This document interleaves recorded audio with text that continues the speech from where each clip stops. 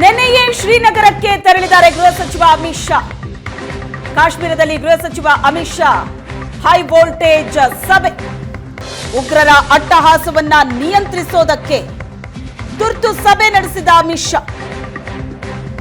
ಸೇನಾಧಿಕಾರಿಗಳ ಬಳಿ ಮಾಹಿತಿಯನ್ನ ಪಡೆದುಕೊಂಡಿದ್ದಾರೆ. Lieutenant governor Manoj Sinha, CM Omar Abdullah ಭಾಗಿಯಾದರು. ಇವತ್ತು ಪಹಲ್ಗಾಮ್ಗೆ ಅಮಿತ್ ಶಾ ಭೇಟಿ ನೀಡಲಿದ್ದಾರೆ.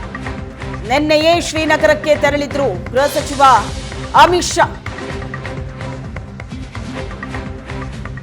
ಪುಲ್ವಾಮಾ ಅಟ್ಯಾಕ್ನ ನಂತರ ನಡೆದಂತ ಅತಿ ದೊಡ್ಡ ದಾಳಿ ಇದು.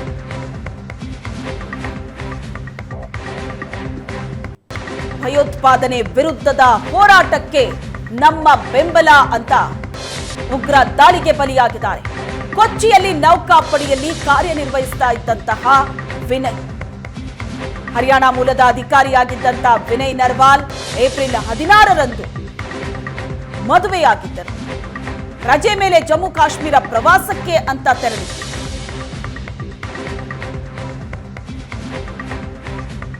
ಉಗ್ರರ ಈ ಅಟ್ಟಹಾಸಕ್ಕೆ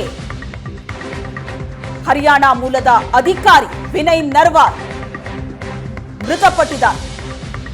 ನೌಕಾಪಡೆಯಲ್ಲಿ ಕಾರ್ಯನಿರ್ವಹಿಸ್ತಾ ಇದ್ರು ವಿನಯ್.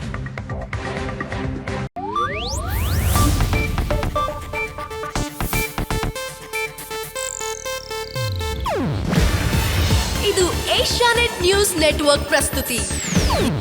ನೀವು ನೋಡ್ತಿದ್ದೀರಾ ಏಷ್ಯಾನೆಟ್ ಸುವರ್ಣ ನ್ಯೂಸ್.